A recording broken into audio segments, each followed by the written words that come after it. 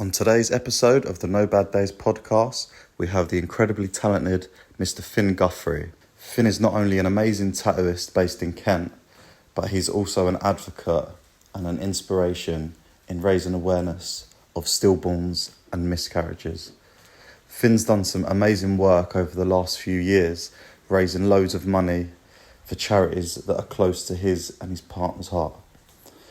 I understand that this podcast may be triggering for some people, but I think it's a super important conversation that needs to be had.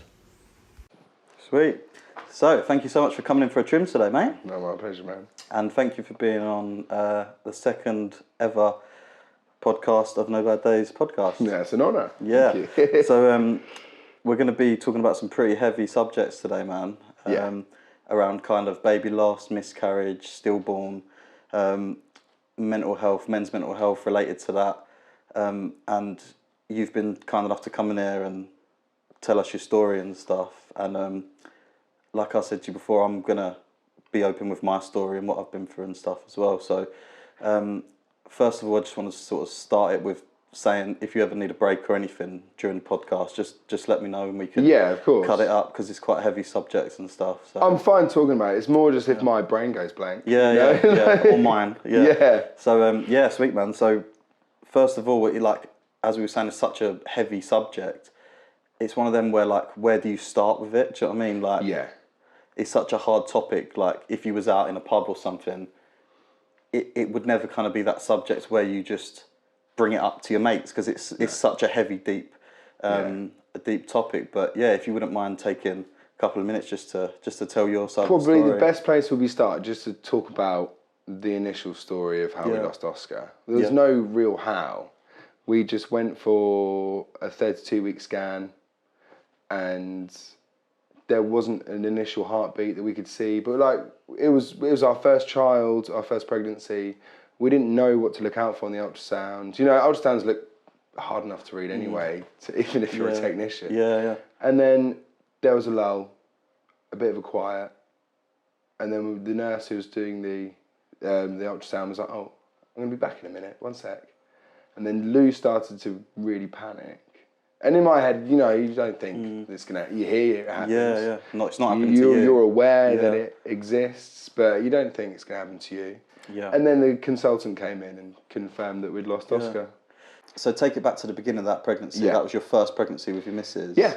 And if you don't mind me asking, how long was you trying for to get pregnant? Well, I think we'd gotten together the May of 2017, and then we found out Lou was pregnant in March of 2018. Okay. So we hadn't even been together a year. Yeah. And then we just found out Lou was pregnant. Yeah. But I don't think there was ever any... trying for it. No, there was no any trying, but there was no kind of oh my God. There was, when we first found out, we had to tell our parents, but our parents' reactions both really reassured us. Yeah. You know, that we were and we were so even since day one. So yeah, so even that, in that first pregnancy, you never had that sort of anxiety around getting pregnant or falling pregnant and the stresses of that. Yeah, it kind of just happened naturally. No, we were still in a new relationship, not even been together a year, just enjoying each other's company, going away a lot, just working and stuff, working out how we work together, and then boom. Yeah, magic. A pregnancy happens, and you're like, shit. Yeah. And then throughout the pregnancy, again, you don't know the signs to account for, because of course now we know about monitoring kicks, we know about movement, we know about all these extra things that we didn't know when we were younger. Yeah. Let's say younger, it was only 4 years ago. And there was a lot of, he barely moved at all in the pregnancy. But we'd go to the scans and say, he's not moving a lot. They'd say oh, these things happen, you know. So what was your initial sort of thoughts and feelings when you first found out your missus was pregnant? Because for me it was so with our first pregnancy, because we had a miscarriage sort of about 10, 11 weeks into our first pregnancy, me and my missus, and that initial moment of finding out, it was kind of oh my God, it's so exciting. but there's also that sort of daunting, like, I've Yeah. got all this responsibility coming my way. Yeah, Am I yeah, good yeah. enough? Yeah. Do I earn enough money? Like, Yeah. all of this hits you, and the baby's not even There. It's as big as a pea. Do you know what I mean? 10, Like, 12 weeks, yeah, they're Yeah. probably about like 2-3 millimeters big. So It's how was you crazy. feeling like at that initial moment when you first found out? It's quite a funny story actually. I was working when Lou found out, and she rang me, and I was tattooing like fine line script on this lad's neck, and it was his son's name. Okay. And I just put the stencil on, and then Lou rang me, and I was like, "Oh, one sec, pal." I went out the back, took the call, got told, and then like Dan came to check on me. He was like, "Oh, you right, mate?" And I was like, white, like green, and my hands were going like this, and I was like, "I've got to tattoo my fucking neck in a minute." That's amazing. That was fine. It was obviously a shock. And then, you know, I think the tattoo was absolutely fine because you're not worrying about what you're doing in the moment because your head's so swimming in all this new information. Yeah. But I felt really reassured. Yeah. Just Lou and I, we went and met, before we went to tell her parents, we met at a pub, and I was just so excited. I just remember being like, I've always wanted, I'm very fortunate to have grown up in a really strong family unit. Like, and I've always wanted to be a parent. Yeah. And it just felt right, you know. Yeah. It was terrifying, of course, but I was you were ready stoked. for it. I was yeah. so stoked. Yeah, I mean, I was similar. I've always wanted kids, and that's not. I know that nowadays and stuff, it's not exactly the most kind of lads mannish thing to say. Like, yeah, I really want a family. I want to be a dad. You know, like, Yeah. I don't really feel like there's ever an age where, as a bloke, you ever are ready until it happens. Until you're kind of until you're. I don't know if it's the right word, but like forced into the situation, and you're put there, and then you were present in the situation. You don't really have to face it. 100%.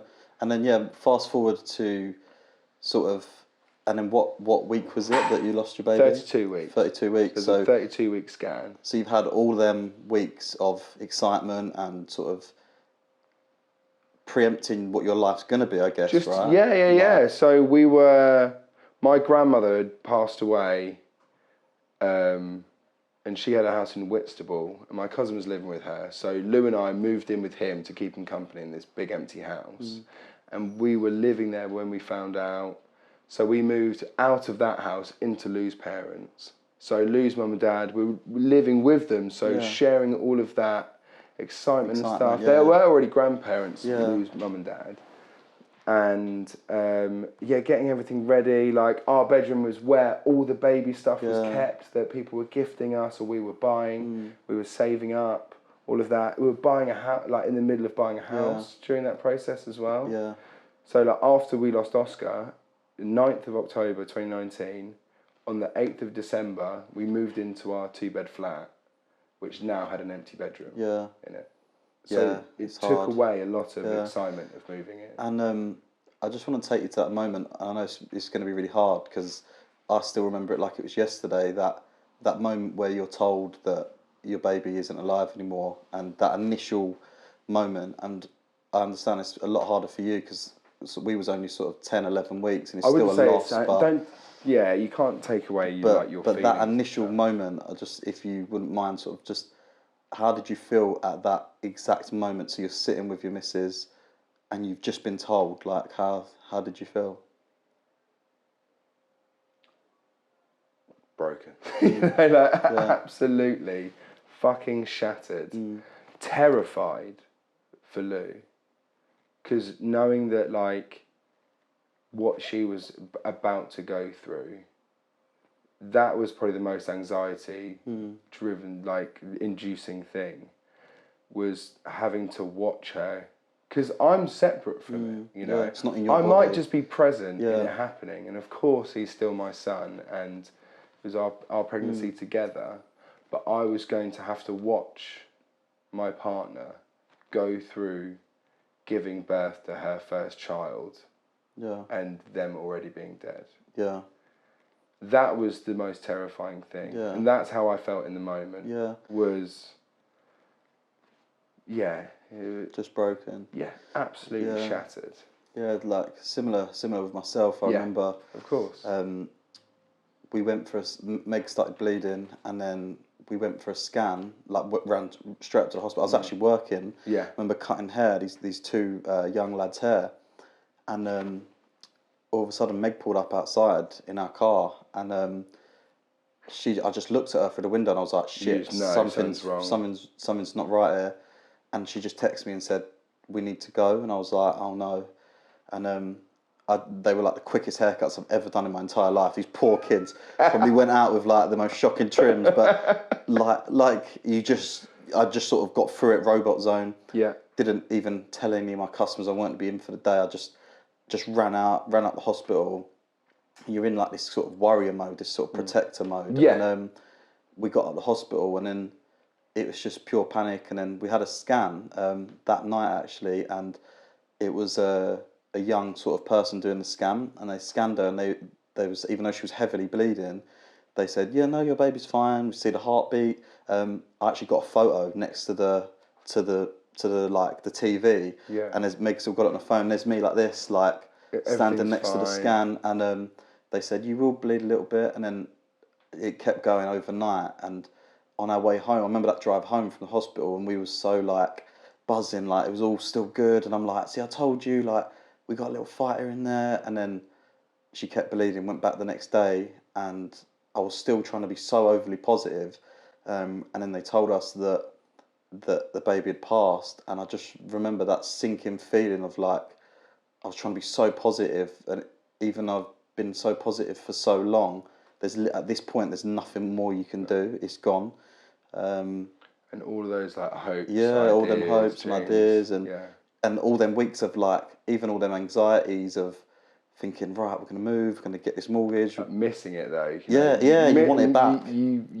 Like feeling like even though you've lost the idea of what could be, but also I found myself missing, the worries. Yeah. Oh man, I wonder what he's gonna like, if he's gonna be a good kid. Yeah. And I look at my son now, and I always try and think about how similar they would be now. Yeah. Yeah, and it's the same with us. We always think, and they actually told us that we'd had the miscarriage on my birthday last year, which is actually on Thursday this week. So it's been a whole year since we've had that loss. But even like around the due date, I don't know whether you were similar, like the due date of your baby, when it was around that due date, it was just full of sadness, because it was like, this is, at this point now, if it was still, everything was okay, we would have been parents, and everything would have all been different. Yeah, well, so Oscar's due date was actually meant to be the day after my mother-in-law's birthday. So I'm the 19th of November, and then her birthday is the week after mine, the 26th, and it was due for then. So it's always a date you'll remember, sort of thing. Yeah, absolutely. 100%. And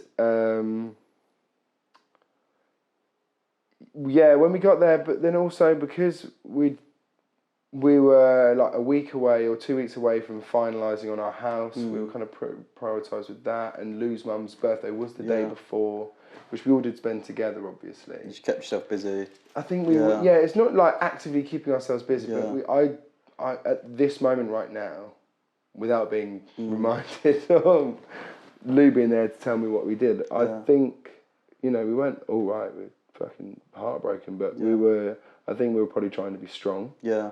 For everyone else around us as well, I definitely was. Yeah, that's the thing. Like I remember from our miscarriage, it was sort of seeing the decline of my missus as well, and probably similar to yourself. Like, so Meg actually had to have like an operation to get it out. Yeah. So it weren't just the fact that like we've just been told you've lost your baby. It's then like the doctor's like, okay, when are you free to come in for that operation, and then we'll just get it out.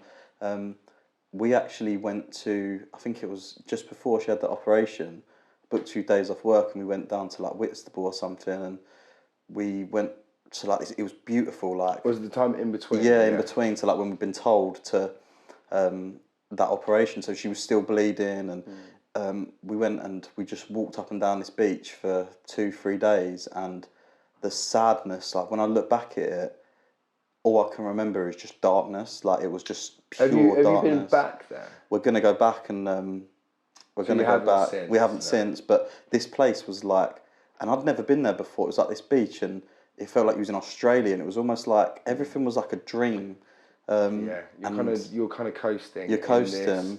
So yeah, there was a day in between getting told we'd lost Oscar and when he was born, and I call it the world's longest day. Yeah. It was 24 hours, but I remember it like it was a month. You know, it was just time almost stood still, and you know, when time usually fucking flies by, but on that one specific day, and we went down to the Strand, and I'm never going back there. Yeah. I'm never going back there. I mean, no one really wants to go to the Strand. No one wants to go to the fucking Strand. It's jank. But we wanted to be close. Lou's mum and dad, they live in Walderslade.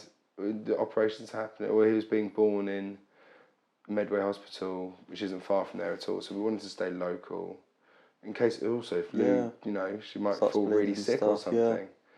So we just went down there and just sat on the by the river and just cried. Yeah. cried and cried. Yeah, and that's and it was a really grey, gloomy autumn day. Just summed up how you're feeling. Yeah. It was quite like cathartic. But yeah. It's really good that you guys are going back.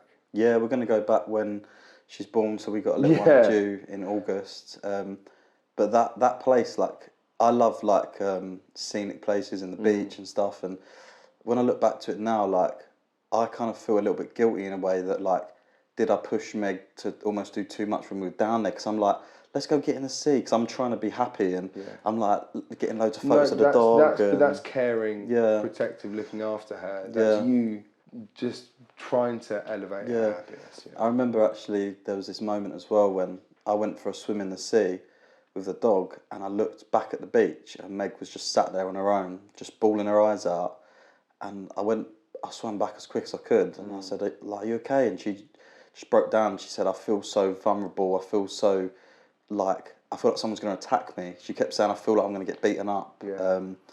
And she couldn't even go into the shop on her own.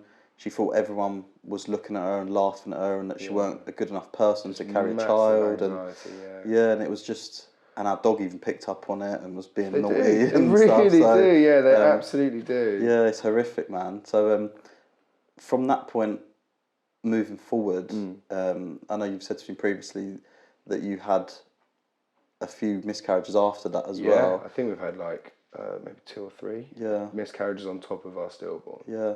So what was the timeline in the sense of like your first miscarriage with Oscar, and then did you have your little boy after that?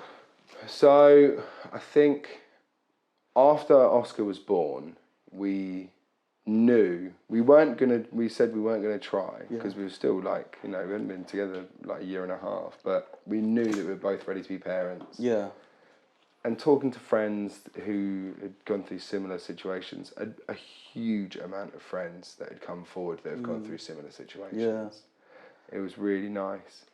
And they, a lot of reassurance from friends to say, just try and enjoy it, you know, like, that's what I said to all my friends now who have gone through miscarriages and stuff and then haven't gone on to have children yet. I'm like, don't try and rush it, don't try and pressure it, just really enjoy spending the time together in, you know, not just making a child, but, you know, like, enjoy, just, because that is what will aid in you getting pregnant. You know, friends have this regimented regime and stuff, and it's like we were talking earlier, things fall into place and all sorts of people get pregnant. Yeah. You know, you can be angry at that or stuff, or whatever their situation is and stuff.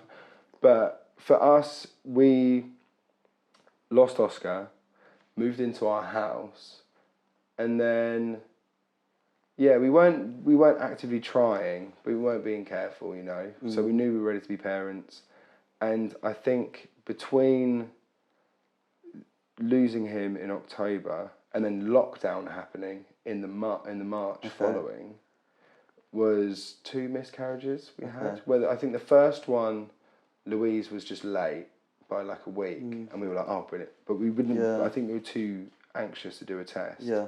And then she came on her period. And then the second one, she was late again, and we thought, let's just see. Then it was a positive test. Oh, okay. Then miscarriage. a miscarriage. Was they early? Yeah, really early. Okay, yeah, Like, it's still probably valid really, though. Absolutely. Yeah, still valid, man. It still leaves a mark. Yeah, still 100% valid. But it's kind of, I don't want it to sound like I'm kind of shrugging it off, but going through having us only recently gone through a stillborn, to then like having 2 quick succession miscarriages, we were strong enough to kind of brush it off a bit. Yeah. Not brush it off, but I don't know You've the had right worse words to say. Yeah, you've had worse. Like, Yeah. at least we're not this far and it's stopped now. And then I was having loads of stress about work, looking after Lou, making sure she was okay, just trying to do everything that I can do. And then lockdown happened. And I managed to like ring the bank, and I found out about a mortgage holiday, 3 months, didn't have to worry about the mortgage. Like, didn't have to worry about work. And then the furlough scheme thing, the self-employed one was there. Didn't have to worry about money. And then it was just me and Lou. And then our son Max was conceived on the first day of the first lockdown. Oh, amazing. There you go. So I really believe that it was just that release of just stresses and strains and being there together, and we could both just relax. We didn't know how long lockdown was going to be for. So I really believe it was just that chilling out. Yeah, like nothing else mattered at that time. Nothing else mattered. Two. And we'd already walked the dog that day, and we were locked in the house. So what else were we going to do? You know? Yeah. Didn't want to turn the telly on. Yeah, that's it. No, it's Tiger King hadn't started. Yeah. It's a beautiful lockdown miracle. Like, and there's lots of stories like that I've heard where a lot of people, like, obviously there's a lot bad that come out of lockdown, but at the same time, look at what came out of lockdown for you. Like, exactly. Beautiful boy. I'm so fortunate that I actually really miss lockdown. Yeah. There's times where I miss worst times in like recorded human history for so many people. And also, my dad almost died of COVID, you know. He got really sick, was in ICU. But for me and Lou, there was that period where we found out we were pregnant and it stuck, and we just got 4 months together over that summer. That was really, the weather was amazing. I was just painting every day, just on top of the world, walking the dog, and it was a really blissful time. But then that means Max was born in the winter lockdown. Okay. And also his due date was Christmas. Really? So it was that kind of like the Christmas miracle child, you know? Yeah, that's beautiful, man. Yeah, when we found out the second time, so the baby that my missus is pregnant with now. I remember it was on my mum's birthday actually, and it's that whole anxiety thing. Like, so in the sense of like when you fell for your next few times, it kind of sounded a little bit more relaxed and a bit more kind of like you were just going with the flow. That's it. Whereas for us, it wasn't really like that. It was a lot more kind of, it felt quite regimental, and it almost like it didn't take the love out of it or the lust out of it, but at that point, we wanted a baby, and we was in that, you know, that certain. And that's the thing. It's like we're going to do anything, and there's only one way to make a baby, you know. But then also, you can fall into the trap of not setting yourself up for failure, but setting yourself up for like hurt. Because you think, oh, we got pregnant once, you know, we can just have sex and get pregnant. Yeah, it's not that easy. It's fucking really not that easy, man. Yeah, I know. I've got friends that have been trying for 3 years, 4 years, and. When we look back at it, me and Meg, we say like how grateful we were even that she fell, like, and we actually watched a Jessie J documentary where she talks about miscarriage, and she's saying it's only months afterwards that you sit down and you actually think how incredible, my body got pregnant, it happened, it's there, it might not have gone all the way, and I do think it's important to remember them as well. That was a really terrifying thing with stillborn, miscarriage, you know, was like, Lou had such huge anxieties of like, can my body even... And they don't feel good enough. And even for me, I'm like, is what I'm providing into the birth, into the like conception and stuff, is it my DNA that has something in it that is just making it not work? Yeah. Which is so terrifying. And then you start questioning yourself. Yeah. And that's the worst place you can be, because like we were saying earlier, every sort of human out there can have babies, whether the people are addicted to drugs or they're in war-torn countries or they're in poverty, they can have babies, and we're in like a very privileged part of the world, and then we start questioning ourselves, and it's not a good place to be in that sense, because then you think everything you're doing is wrong, and that's how I felt at least. Like, I knew I had to play my part in that, in the sense of like, I know it's that whole like, I'll just go and have sex, but it's like when you know there's a small window, you get put under that pressure, and then I don't think a lot of guys talk about this enough. I know I've spoken to a few of my friends about it, but then you get that fear and that pressure, and you're like, okay, I have to perform. Like, I have to perform, whether I like it or not, whether I'm tired or hungover, or I have to be on my A game tonight. You have to be present in it. Yeah, and that's hard, man. Like, but then as soon as like that section finishes of your life, and like Meg got pregnant and it was all beautiful, you look back and you're like, but then you're like, why was I ever worried about that? Like, so you look back at it and sort of, you think how different your mindsets are in different parts of the pregnancy and stuff. Yeah, wait till the baby's here, man, because it completely changes you as well. But it changes you from like finding out they're pregnant to like as it kind of goes on, because you get closer and closer. Like you're saying, you've only got like 7-8 weeks left until she's here. Well, I've got a baby due in 6 weeks. Another one. Yeah, so we're super close, and it's nice that it's kind of gone full circle in that sense. Well, we had our miscarriage, our most recent miscarriage. At the same time. We both had one last year at the same sort of time, maybe a few weeks apart. And now our children are due like 2 weeks apart, which is really nice. Yeah, and I wanted to say today, like, a massive thank you to you, because when we had that miscarriage, I didn't know anyone that had a miscarriage, which like now I know lots of people that had miscarriages. Crazy, like 1 in 3 and like don't go full term. I didn't even know some of my friends had miscarriages, or my family, and because no one spoke about it. But you were really open online, and also when I was coming in getting tattoos by you and stuff, and then you done your big charity fundraiser thing, which I'm going to get onto in a second.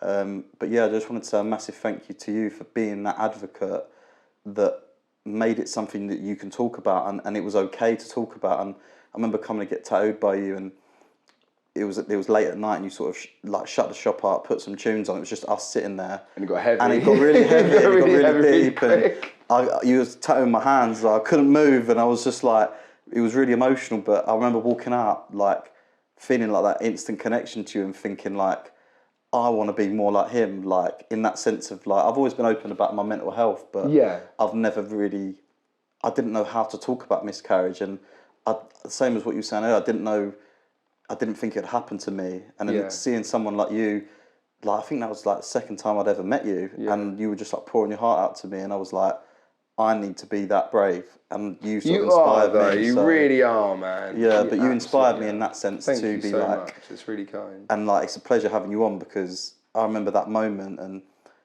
little did we know we'd both now be having kids within probably the same month, like, which is insane. Like, after losing a baby at the same time. So yeah, I just wanted you to also talk about the charity that you've done so much amazing work for. Yeah, absolutely. So the charity is called Abigail's Footsteps. Funnily enough, we got introduced to the charity when Oscar was born. So Abigail's Footsteps, they operate all over the UK, but they're from Chatham. Okay. So it's David and Joe. Okay. They started the charity. Abigail would be 13 now, so 13 years ago, David and Joe went in for a routine scan, just like I did, just like thousands of people have, and were told that they'd lost their child. And when we got told, through the work that the charity does, we were put into a special room, instantly supplied with a counsellor. Someone else came in and gave us the step-by-step what's going to happen. After Oscar was born, Medway Hospital, Abigail's Footsteps pays for there to be like a hotel room in the hospital, so you get to spend time with your child after they were born. That's incredible. When David and Joe got told, they were put in the corridor. And then there's people going past, busy hospitals, and they just had to process that information. On their own. On their own. Yeah. And then I think after their daughter was born, there was no real, the aftercare that we so amazingly got didn't exist at the time, and they were like, we absolutely have to change that. Yeah, It's hard enough going. It was almost fucking killed me going through it myself. Now, it would have been so much worse if the infrastructure wasn't in place. Yeah, yeah, and it's amazing that these people have set that up. And I remember you saying a little bit before about these kind of cots. Yeah, the cold cots. A bit more about that. I don't think they pattern them. So basically, for lack of a better phrase, it's like a bed that has liquid nitrogen running through it and keeping it cold to keep your child preserved, or like, you know, to keep, I don't want to say the word fresh, like a piece of fucking fruit, but to kind of like, so it helps you spend more time with your child after they're born, because obviously they're not alive, so they do deteriorate very quickly. And we got to spend, through having a cold cot and this charity in place, we got to spend an extra, it's such a blur because it went so quickly and so slowly at the same time. I think even an extra 24 hours. So he was born at like 6 p.m. on the 9th of October, and just put in the cold cot. We slept, and then we got to spend a whole another day and another night in the hospital. So maybe like 48 hours that we wouldn't have been able to have. Yeah. And so, and I really remember the midwives, these absolute fucking amazing midwives we had when he was being born, telling us that they were short on beds. And it always like stuck in my head. I was like, oh, bloody hell, how much are the beds? And they're like £1,500. And I was like, that's not that expensive. And I was like, I could, you know, you do a flash day and they can make you, you know, you can bring that money for yourself, but you don't want that fucking money for yourself when you're aware of things like this. So on his first what would have been his first birthday, well, I just spent the year processing it, as it's going to take me the rest of my life to process it. Therapy's helped me process it. But when it came to his second birthday, I had organised a flash day, and fortunate enough to know some fairly famous friends who were in big bands, so I got them to made a post, got friends to share it out, and through, I'd say, even crediting them massively through their having a huge following, it went huge. I had like a GoFundMe link, so before there was the flash day running alongside the GoFundMe, and it was so busy, the flash day, we had to add a third day on. No, it was the second day, sorry. Yeah, I remember. So it was going to be one day, and there were so many people messaging or waiting on the day that we couldn't tattoo. And we tattooed till like 10, 11 o'clock at night on the first day. That's mad. And I think we were just like, we can't do any more. So then we chucked an extra day on it.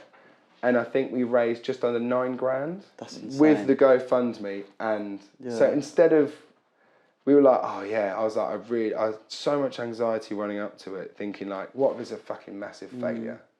What if no one donates, no one shares it, no one comes and gets tattooed? Then I'm just going to have to, people are like, what are you going to do? I'm going to fucking buy one for my, like, I'm just going to have to buy one for charity. Yeah. But we got 3. That's amazing. So do you know and where the they money are? left over as well. See, I think 2 are in England and 1's in Wales. Amazing. And how many are there in the country, do you know? Oh, no, I don't. You're not sure? I really wish I did. But the charity as well, afterwards, they're like, oh, this with the extra money, do you want it back? And I was like, no, no, I don't want it back. So you can use it, disperse it however you see fit. Yeah, that's amazing. They were like, do you want your name on, there has to be a plaque, do you want your name on the plaque? I was like, I don't want my name on the plaque. Yeah. So my friend Martin, who's the apprentice that made you look, he had a daughter called Millie. She was stillborn. And then there was my friend Joe's daughter, Clementine, and she was stillborn a couple of years ago. So I've just had, in honour of Oscar, Millie and Clementine. Oh, that's beautiful, yeah.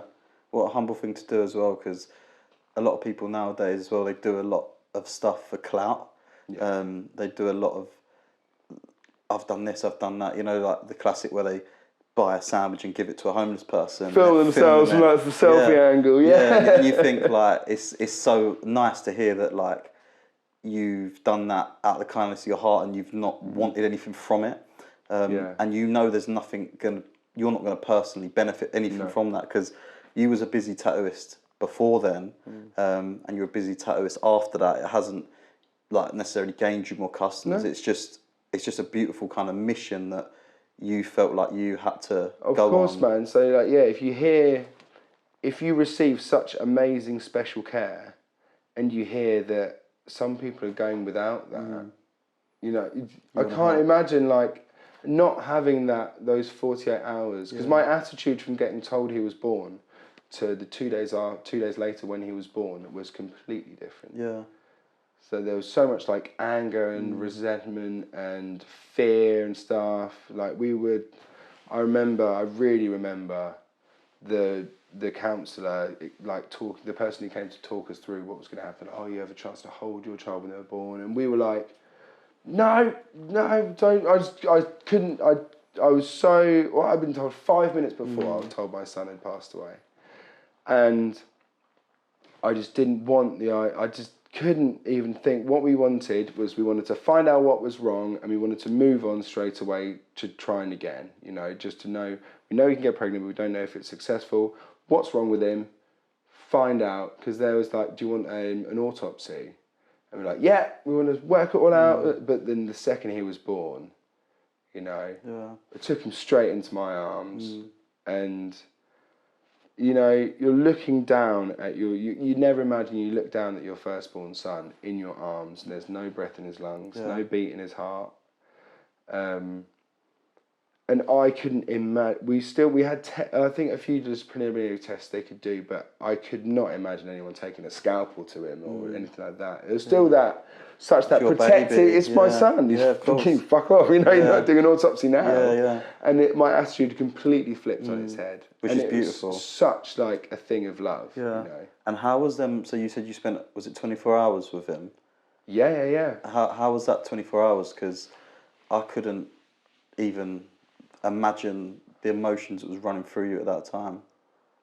The first night, so he was born at 6 in the evening, and our parents came. They were there the whole time, but they're in a separate room. So it was Lou's mum, and it was only Lou's mum in with us actually. So my mum and my dad and Lou's dad were in like a separate room just waiting. Bless them. And we were all together to process it after he was born. Spent some time together.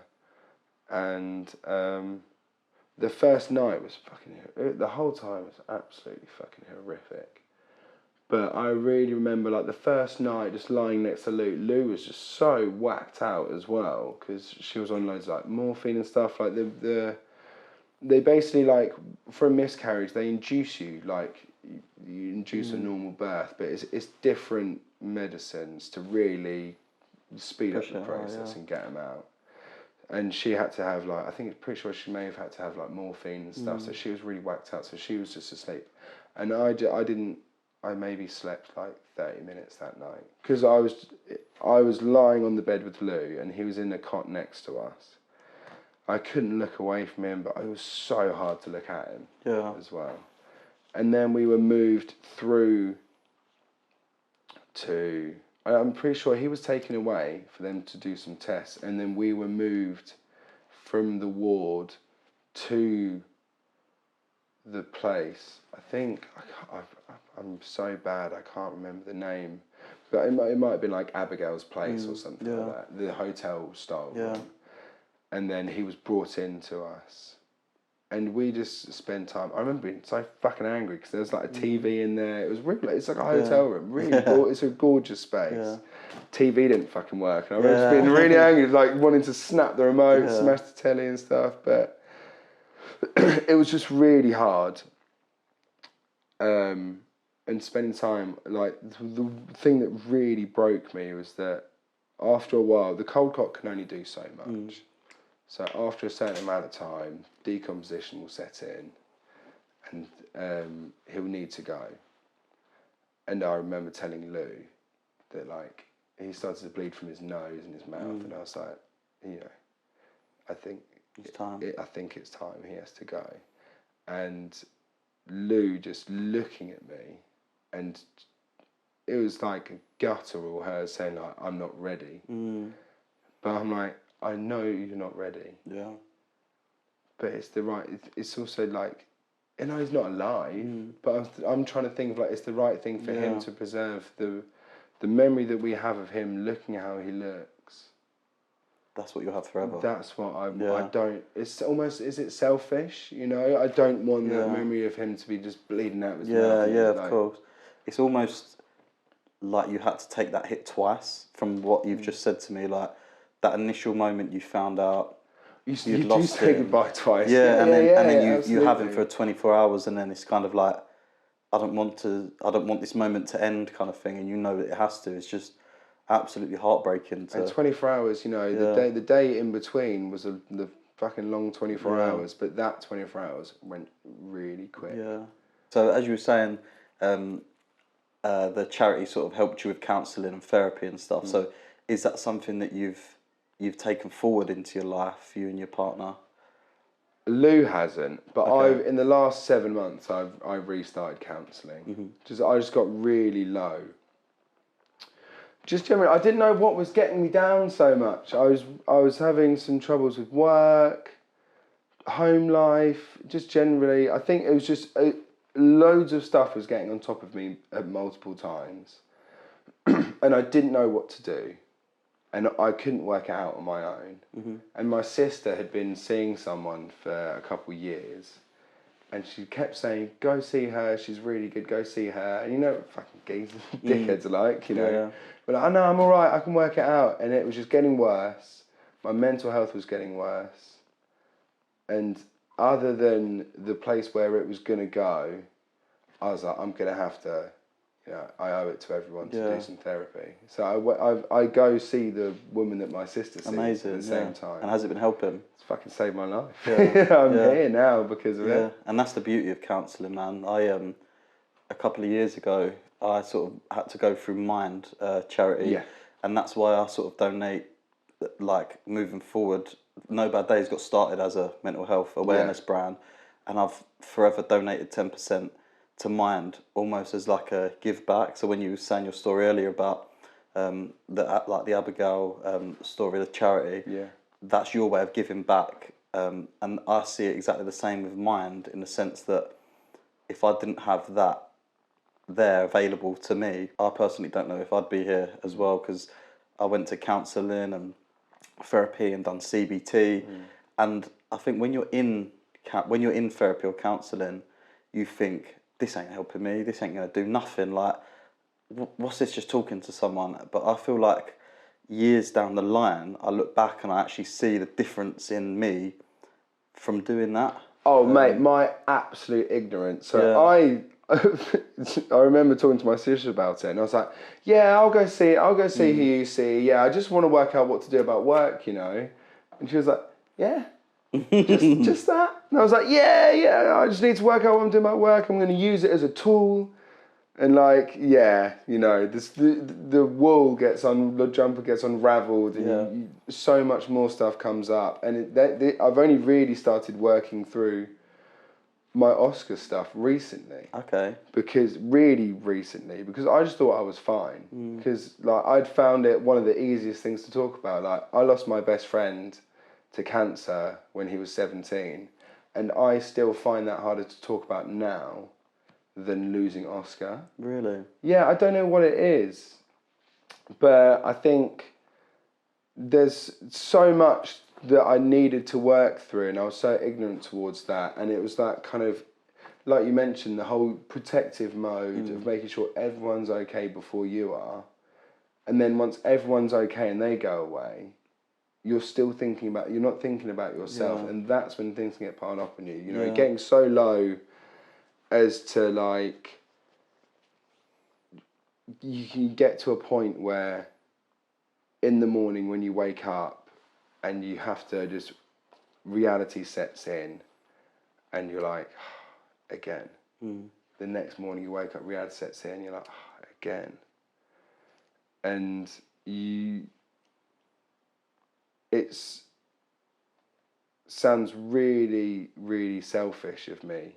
And like, I catch myself thinking this and think, you're a fucking arsehole. But I've had friends that have taken their own lives. And I've been at points where I've been jealous.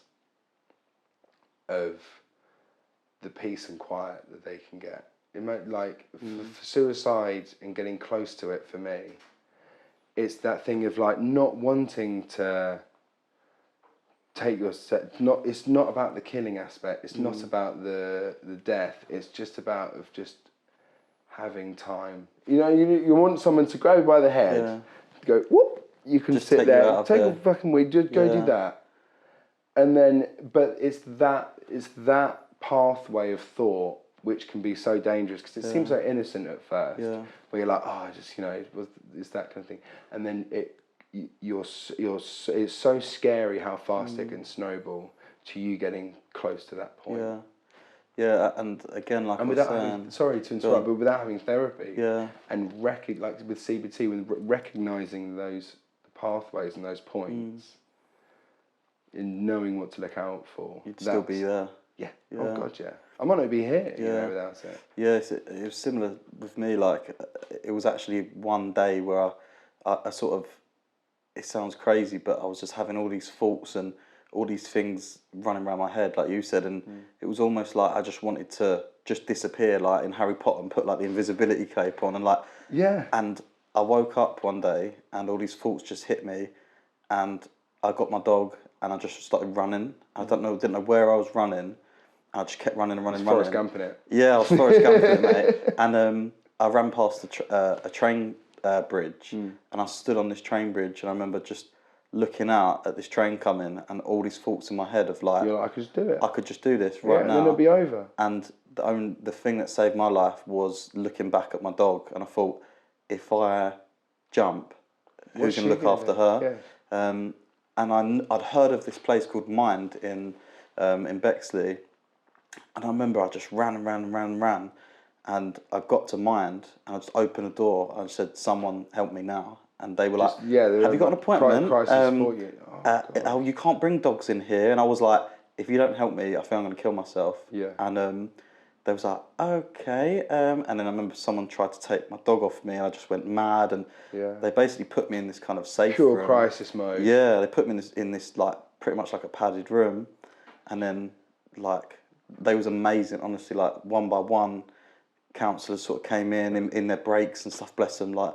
And was just making sure I was okay, and I was going through these waves of screaming and crying and trashing the place, and then nothing, and then screaming and crying, and then that's it. They brought my missus in, and then my mum in and stuff, and it was just a really horrible place. And from there, they helped me get on to counselling, therapy, and CBT and stuff. So if it wasn't for them being there initially in that moment when I needed them, like who knows what would have happened. But so now I give back to Mind, because I feel like that's unselfish act helped me. What's that 10%? You know, to still be here. Yeah.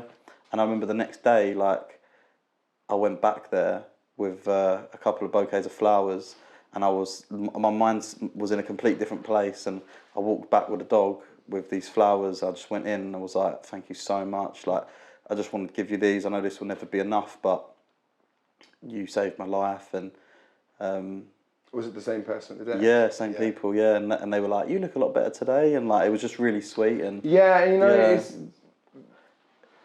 just a moment of breaking down, and it's admitting that, you know, and like if you don't admit it and you don't talk, like what you were saying earlier about counselling and stuff, you might as well be here talking about things and not be here at all. Yeah, life's beautiful, man. Like, I don't want to miss a second of it anymore. Like, and I think when you go through them points, you can come out the other side. Wait till your daughter's born, man. Yeah, and there's even more motive to be alive. So exactly. Yeah. You know, like, it was my sister's wedding day before yesterday, and I'm an extremely emotional person anyway. I cry all the fucking time, but I was really emotional, thinking, like, you know, being able to recognise how ill you've been before, and then seeing my dad stand up and like say a speech, which I'm gonna have to do one day for hopefully for Max, and then for this new baby coming, there's another boy. Nice. So I'm gonna have two sons. So I'm gonna have to be. I haven't got a choice now. Yeah. I'm gonna have to be there. Yeah. To like be there through, like, especially what if they go through what I've gone through. Yeah. But they're gonna have an amazing dad. They're gonna have fucking hardships. Yeah. but they're gonna have a dad that's been through it and understands it. And I think the more open we can be, and our kids seeing how open we are with mental health, we can supply them with the tools. everything. You know, Yeah. it's like one of the first things when I started therapy. Penelope said to me, she was like, "What do you want for your children?" I'm like, "Happiness." She's like, "No." I was like, "What do you mean?" Of course I want them to have. She's like, "No, because they are going to have hard. There's things that are out of your control, and having hard times are out of our control. Yeah. You need to be able to gain the tools to supply them with the tools and the knowledge to be able to deal with those things." Yeah. And if I speak openly about my experiences, then my sons can come to me 100%. if they ever go through these things, knowing that I've been there, and I will always be there. Yeah. So that's what I sort of want most for my daughter when she gets here, is knowing that she's got someone to talk to. Because I remember when I was actually 13 years old, I remember going to the GP and being told that they advised me to go on antidepressants, and it's quite a young age to be told that. And I remember sort of coming home with this prescription and being like, "Mum, what's this?" Like, and not even knowing. And my mum being like, "You don't need them." And I remember her putting it in the bin. And I think 6 months later, I went back and they said, "You need antidepressants." Come back, "No, you don't need them." Put them in the bin. So there's always been that. Have you used them since? Yeah, so I've been on antidepressants now for about 2 years. Yeah, my mum did the exact same thing. Yeah. So after Max, who my son Max is named after my best friend who passed away when he was 17. Sweet. After he passed away, I got really I don't know how or why it hit me so hard, but I got really fucking low. How old was you? I was 18, so only a year older than him. Yeah. And I still see his parents like as much as I can, not enough anymore, but I still see them quite often. And I remember like the school counsellor that got given to me said about antidepressants. I said to Mum, I was like, "I'm thinking about doing it." She's like, "No, you're not doing that. We'll fuck you up, space you out." And then a couple of years later, my mum went through a really, really bad spell with her mental health, and she was on them. Really? And it was a kind of thing of like, we were able to talk to each other really frankly about it, and I'd say, "She's do been you see through it now?" And she was like, "Yeah." Like, but your kids won't have that and mine, because we've been through that and we understand it. Yeah. And a breakthrough moment for me that I will always remember to the day I die is, I remember, I think it was sort of in lockdown sort of time, and I feel like I didn't have anyone to relate to. Like, I felt like no one else is angry as me, no one else is as anxious as me, no one else is as depressed as me. And I remember going around to my nan and granddad's, and my granddad's a proper kind of East End, bit of a geezer, scrap metal dealer back in the day. The most beautiful man you'd ever meet, but you've tattooed him. I've tattooed him, yeah, you've tattooed him. I met him. And I remember sitting there, and we was having a few beers, and I just started crying, and they was like, "What's the matter? What's the matter?" And I was like, "These are not the people to be talking about mental health to. Like, they don't understand it." And then I just said to my granddad, and I said, "I just feel like this, I feel like that."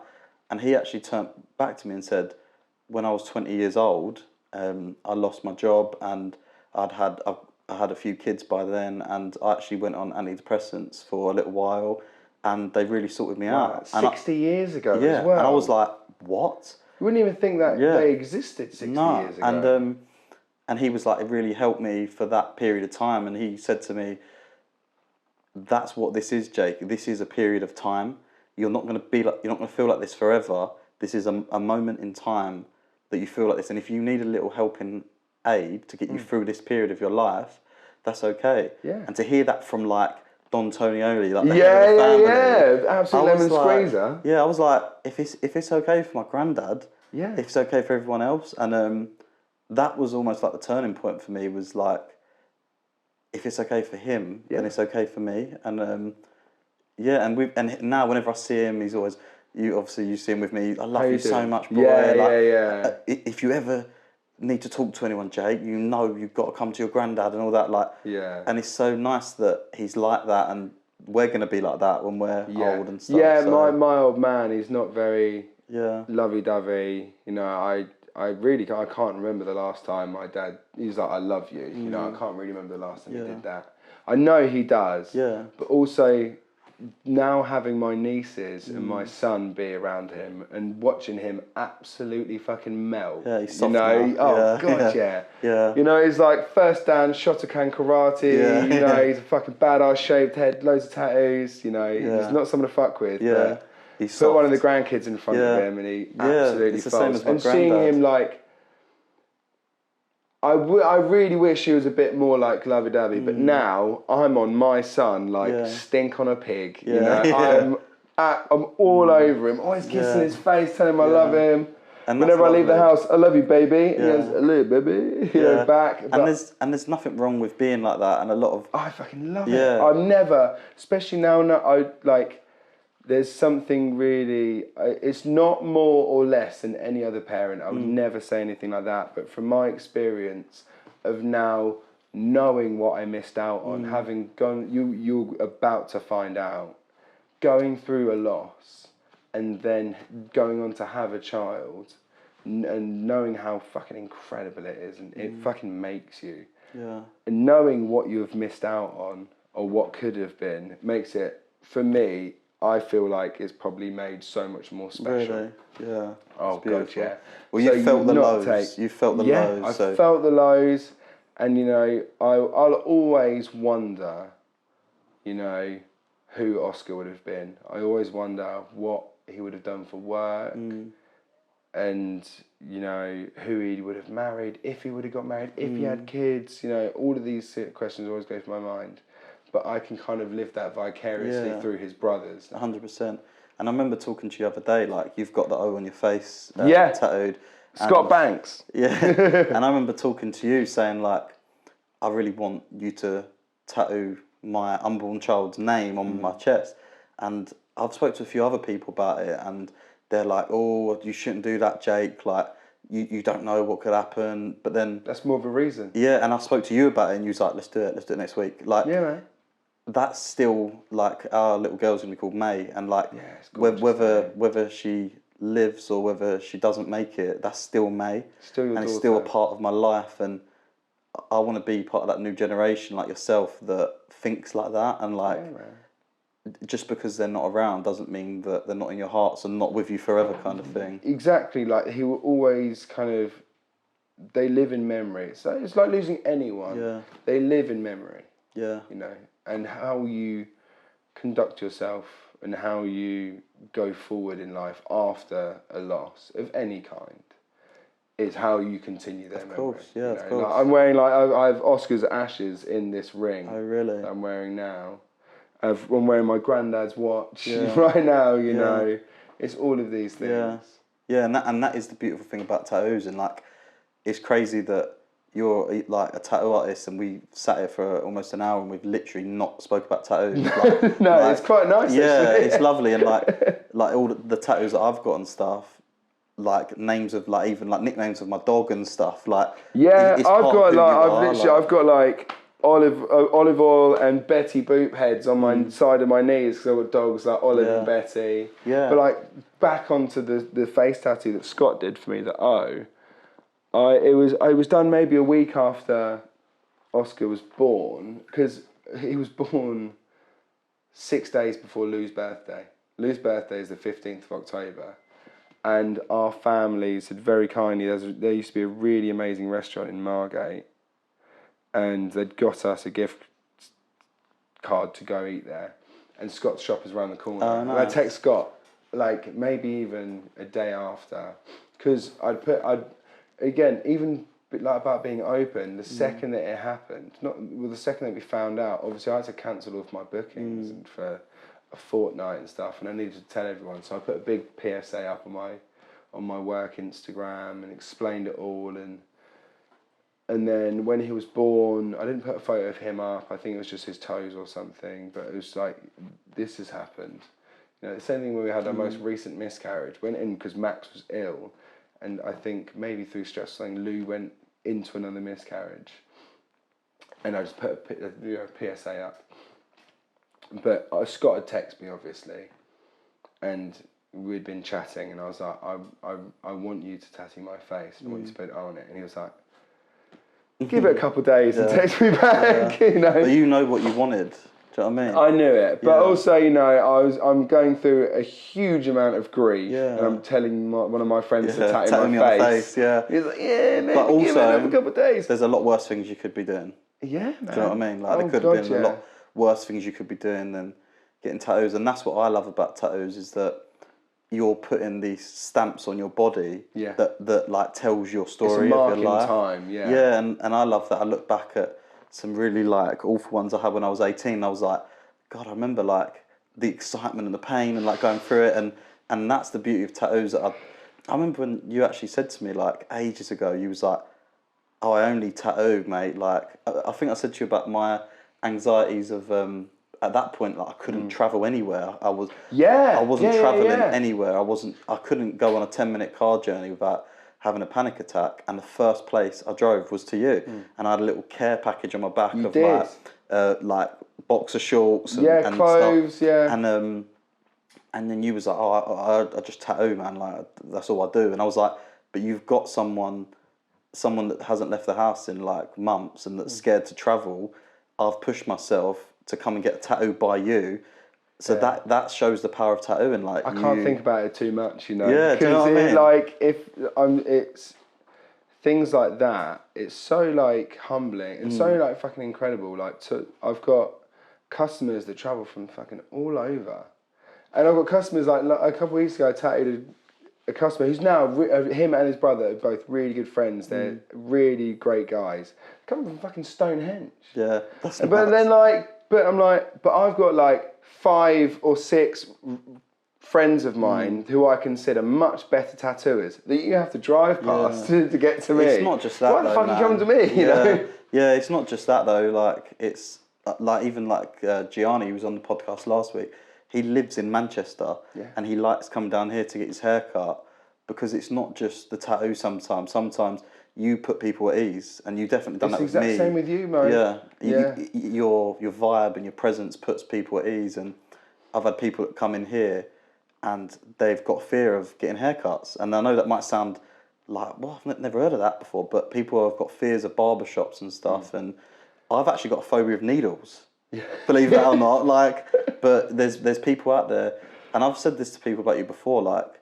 I'm like, Finn is just like such a gentle tattooer. Like, I feel like it doesn't even hurt, but I feel like... Oh, not everyone says that. but like, I don't know, it's just like the aura you get when you go in the shop and when you're around the people. It's the exact same with barbering though. Yeah, I think that's what people love about tattooing is the similar things they love about barbering. I even equate it to being like I did bar work for years before I learned to tattoo. And my favourite things about tattooing are all the same favourite things I have about about bar work and tattooing. You know, it's the people, the regulars. You know 100%. What someone gets. You know, the old boy comes in and he has his special stein that's behind the bar that you grab. It's all the customers like that. That's what makes it for me. It's the friends you make in it. It's 100%. All of it. And like similar to I guess your industry as well, but people coming here to me, and because I cut like a lot of professional footballers and like all these kind of like celebrities and stuff, and people think that's all I do, but it's not. I love the old boys that come in and get a one all over. And that come in and just get the most simple of things. I'm not like... It's like being the town guy. You know, like I've tattooed 3 generations in one family, where the granddad got his fucking head tattooed, and the daughter, like his daughter, got her face tattooed, and then her daughter got something else. You know, but it's all of that. It's been able to walk downtown, and you know, you're stopping and saying hi to people, and you get to ask how everyone is, you know. It's again like barbering. Like, how's your mum? How's you going on holiday and shit? But you know, you're not asking them to pass the time. Yeah, you're asking them to fucking give a shit. You know, like and I think that's the difference with you is that from when I've been tattooed by you and stuff is that you actually seem to care, and like it's quite rare, but it's rare. Yeah, it's rare. It's mental that it's rare. It's absolutely insane that it's rare. But if you like. If I know your mum and I've tattooed her, I want to fucking know how she's doing. Like, you know. Yeah, when I sent you that photo of my granddad's tattoo, it's like, I want to keep you updated because I know you. Yeah, like, of course, because it's the fucking best time tattooing your granddad. Absolute keen. I just love the fact that like he was 80 years old that day. I think it was his birthday. It was his birthday, and you were going out for dinner like straight from that. And we just had like way too many beers and like seeing in the shop just like. Chatting up the young girls and like, do you know what I mean? Like he just loves it. Like He's a definition, and the day after Absolute geezer. the day after that, we went and done Go Ape. That is mad. At 80 years old, so like, going back to what we said earlier, like, when you're young, sort of our age, you have these thoughts of like ending your life and stuff, and then there's someone at the end of his life who's kind of doing everything more than I am, more than us. Yeah, so I think having people like that around you, sort of, I've said before on another podcast, like, he's probably my biggest inspiration to see him at 80 years old, like, yeah, I want to get my first tattoo, yeah, I want to go ape, I want to do this, and doing it all with like a skip in his And he's only quit work really recently. Yeah, sometimes he still goes out. Like, exactly. Yeah, it's mad. Fuck. Yeah, it's beautiful. I always said that with tattooing. I'm like, always thought like, oh yeah, my life's gonna end when the chair ends. You know, I can't remember whose story it is. My memory's so bad. But there's a tattooer who like passed away in his chair. Like went in the morning, No way. Swept, mopped, probably sat in his chair in the times where you could still smoke indoors. So he had his fag. Went for a little nap, and that was it. And I was like, I romanticised that so much. I was like, tattooing's the fucking best thing in the world. But then lockdown happened, and all these, you know, like anxieties, like, what am I gonna fucking do? When I can't do anything else. It's the only thing I can do. Yeah. And still like pretty average at it, you know. But, I remember lockdown. Then lockdown happened, and I was like, oh, I'm gonna fucking smoke weed and walk the dog. Yeah. That's gonna be, I'm gonna enjoy retirement actually. You know? Yeah, I remember like when we went into lockdown, I was barbering. I knew that's all I kind of knew was how to be a barber. Yeah.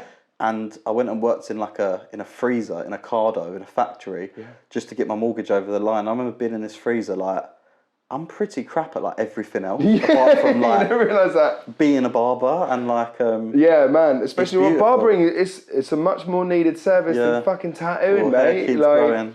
Tattooing, it is growing, but we're just as useless as ever. Yeah. Tattoos aren't needed. We're not anyone fucking special. Yeah. Like I said earlier, though, you get people out of the house and.